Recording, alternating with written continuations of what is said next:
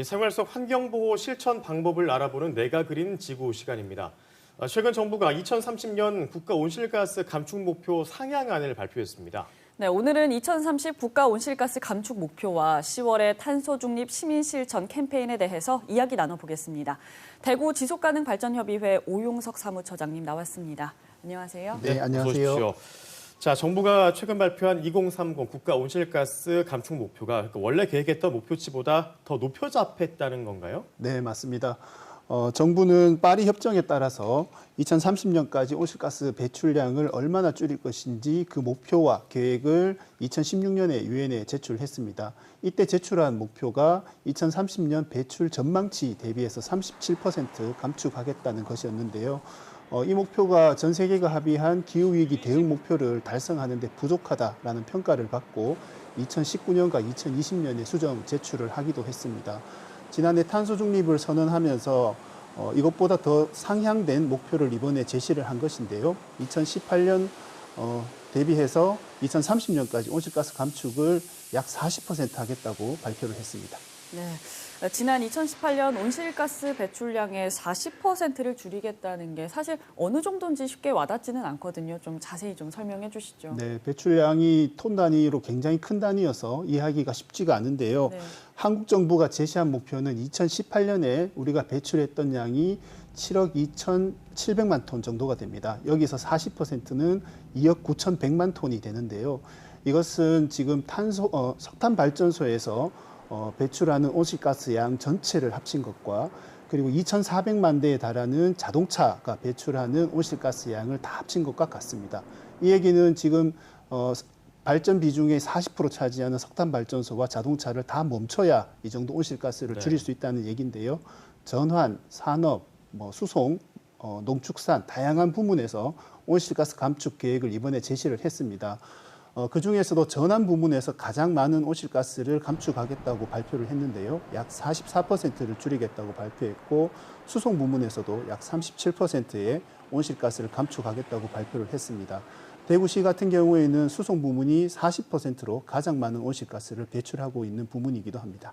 예, 정말 그야말로 엄청난 양을 줄여야지 이제 목표치를 달성하게 되는 건데 대구시가 탄소 줄이기 1110 캠페인의 10월 집중행동 주제를 교통 부문으로 선정했다고 합니다. 이 교통 부문에서 온실가스는 어떻게 좀 줄일 수 있을까요? 네, 맞습니다. 말씀하신 것처럼 시민 한 사람이 연간 온실가스 배출을 1톤 줄이는 10가지 행동, 탄소 줄이기 1110 캠페인 10월 주제가 함께 걷고 자전거 타자입니다. 2018년 대구시의 온실가스 배출량 중에서 수송 부문이 차지하는 양은 약 366만 톤 정도가 되는데요. 한 사람이 1km를 이동할 때 승용차가 배출하는 온실가스 배출량은 198g, 버스가 배출하는 양은 57g, 지하철은 약 26g을 배출을 하고 있습니다. 승용차가 버스의 3배, 지하철의 8배 정도를 배출을 하고 있는데요. 대구 시민 1인당 하루 평균 주행거리가 약 34km 정도가 되는데요. 시민 한 사람이 일주일에 한 번 승용차 대신 버스를 이용하게 되면 약 연간 252kg의 온실가스 배출을 줄일 수가 있습니다. 대구 시민 모두가 이렇게 실천하게 된다면 30년생 소나무를 약 6,600만 그루 심는 효과가 있습니다. 네, 일주일에 한 번만 자동차를 타지 않아도 상당한 감축 효과가 있다는 게 좀 신기한데 그럼 설명해 주신 거 외에도 또 시민들이 함께 쉽게 참여할 수 있는 활동 더 알려주시죠. 네, 수송 부문에서 온실가스 배출을 줄이는 가장 확실한 방법은 자가용 이용을 줄이고 걷거나 자전거를 타거나 대중교통을 이용하는 것입니다. 우리가 걷고 자전거 타고 대중교통을 더 활발하게 할 수 있도록 인센티브를 제공하는 다양한 프로그램들이 운영이 되고 있는데요. 광역 알뜰 교통카드를 발급을 받으시면 대중교통을 이용하기 위해서 걷거나 자전거로 이동을 할 때 포인트를 쌓을 수 있고 그 포인트는 교통요금으로 지불을 할 수가 있습니다. 그리고 대구 걷는 도시 대구 20만 보 챌린지도 지금 10월 한시적으로 운영이 되고 있고요.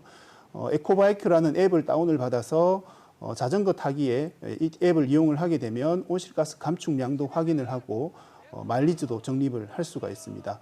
자동차를 이용하시는 분들은 자동차 탄소 포인트제를 이용하시면 연간 약 10만 원까지 인센티브를 받으실 수도 있습니다. 그렇군요.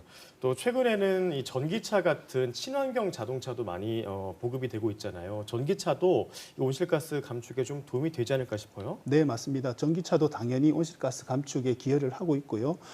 전기차는 내연기관 자동차에 비해서 에너지 효율이 약 2배 이상 좋습니다. 이 말은 같은 거리를 가더라도 전기차는 내연기관차보다 에너지 소비도 적고 온실가스 배출도 적다는 얘기입니다.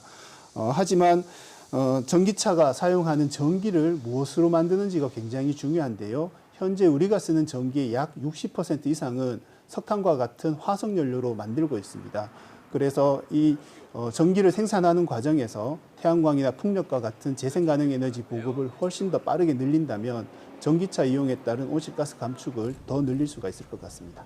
예, 오늘 말씀 여기까지 듣겠습니다. 내가 그린 지구 지금까지 대구 지속가능발전협의회 오용석 사무처장이었습니다. 고맙습니다. 네, 고맙습니다.